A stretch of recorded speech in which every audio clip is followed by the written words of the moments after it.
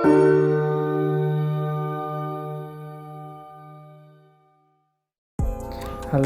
အားလုံးပဲမင်္ဂလာပါအားလုံးတိုက်စွာပါဒီနေ့ကကြတော့ကျွန်တော်ကိုယ်လည်းဟင်းရှာသွားတာဖြစ်ပါတယ်။ဘာဟင်းနေရမလဲတော့မသိဘူးပေါ့နော်။ကျွန်တော်လည်းတို့အားလုံးလိုက်ကြည့်ပြီးတော့ဖိုက်ခေါ်ပါတယ်။ Okay ဒါကတော့ဟင်းကူဖို့သွားတဲ့လမ်းပေါ့နော်။ဒီနေရာနဲ့ကျွန်တော်နေရာနဲ့ကြတော့ကားနဲ့သွားရင်တော့မိနစ်20လောက်တော့သွားရပါတယ်။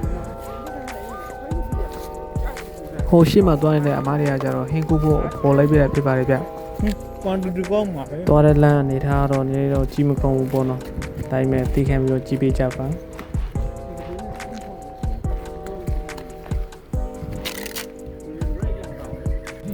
ကဲဟင်းရတော့ခူးနေပါပြီဒီရွက်ကကြတော့မြန်မာလိုဘယ်လိုခေါ်ရတော့မသိဘူးပေါ့နော်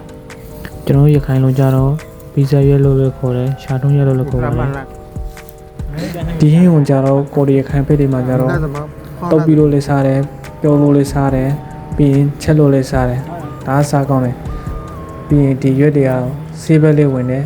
စားလို့လည်းရမ်းကောင်းတယ်ကြိုက်မှကြိုက်ကျွန်တော်တို့ကတော့ကျွန်တော်ကိုရီးယားတော့ဒီဟင်းကိုကြိုက်လားမကြိုက်ဘူးလားဆိုရင်အများကနှောက်မယ်လို့ပြောနေပါတယ်ဗျာငါကတော့တော့မလားဟုတ်လား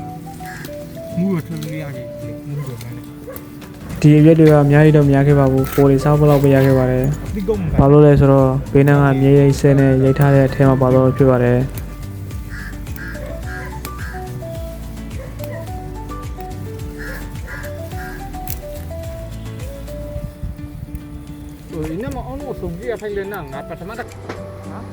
ဒါကတော့စာကလေးလေးပါတွေးလို့ဗီဒီယိုရိုက်လာတာဖြစ်ပါတယ်ဗျ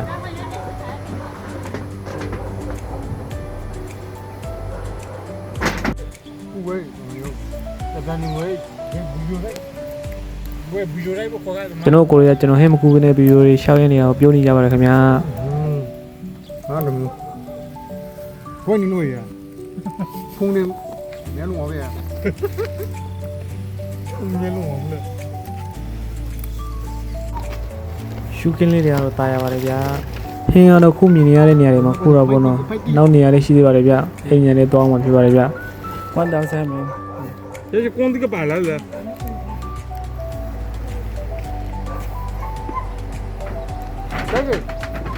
ါကဝိဒါဟင်းကတော့ဝိဒါ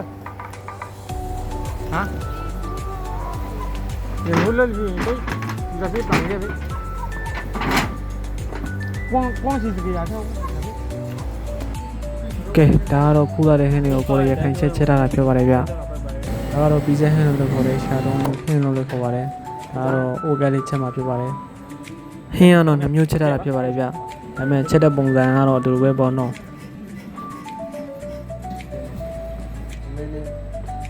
ကဲတိုးစရာအစုံလေးနဲ့ဟင်းချက်ထားတာရယ်ဆွဲလိုက်ပါတော့မယ်ဗျအားလုံးလာစားကြပါဗျဟုတ်ကဲ့ဒီဗီဒီယိုလေးကတော့ဒီလောက်ပါပဲဗျအားလုံးကျေးဇူးတင်ပါတယ်အားလုံးတိုင်ဆက်ပါ